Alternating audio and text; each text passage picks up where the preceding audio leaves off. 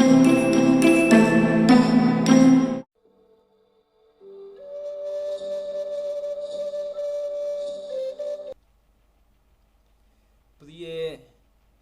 विद्यार्थियों, accounting education में आपका स्वागत है। आज हम एक फाइनेंस की टर्म को सीखेंगे जो कि बहुत ही इस्तेमाल होती है। उस टर्म का नाम है हेज फंड। हेज फंड, इसको मैं आपको बिल्कुल सिंपल हिंदी में बताना चाहूँगा।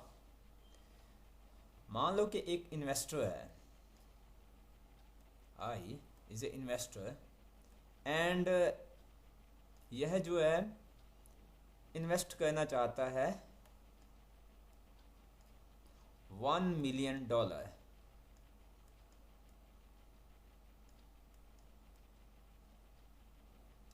तो उसके पास विभिन्न ऑप्शंस हैं।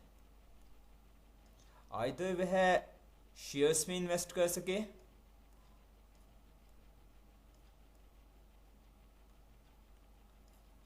या फिर वह डिबेंचर्स में इन्वेस्ट कर सकता है, कंपनीज के डिबेंचर्स खरीद सकता है, और फिक्स एसेट खरीद सकता है।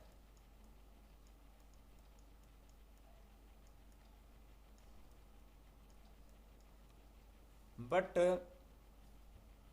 इन सब में कुछ ना कुछ रिस्क होता है। डिबेंचर्स में भी रिस्क है, फिक्स एसेट्स में भी कुछ रिस्क है कि आपको आपकी इन्वेस्टमेंट के ऊपर रिटर्न ना मिले। तो जो इन्वेस्टर होता है अपने रिस्क को कम करने के लिए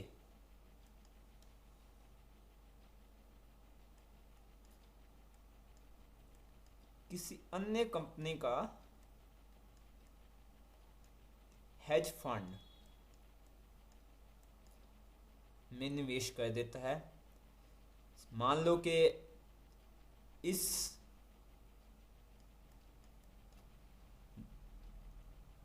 $1 मिलियन का उसने इन्वेस्ट किया 20%। तो इसका जो बेनिफिट होगा, नंबर 1, टोटल इन्वेस्टमेंट का जो रिस्क है वह रिड्यूस होगा। Reduce risk.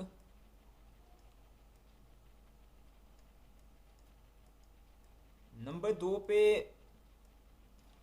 जो इस हेज फंड का बेनिफिट और होगा वो होगा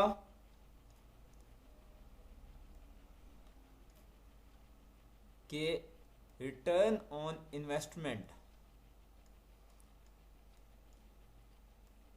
इंक्रीज होगी इससे।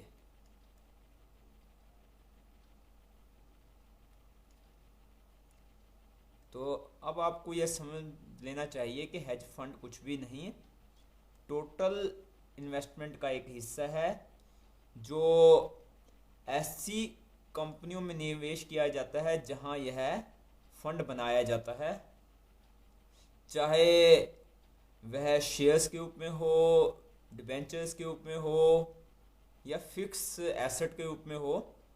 इवन प्राइवेट पार्टनरशिप में भी इन्वेस्टर हेज फंड के रूप में इन्वेस्ट कर सकता है। आई थिंक कि आप बहुत ही सिंपल तरीके से हेज फंड को समझ गए होंगे। धन्यवाद। Please comment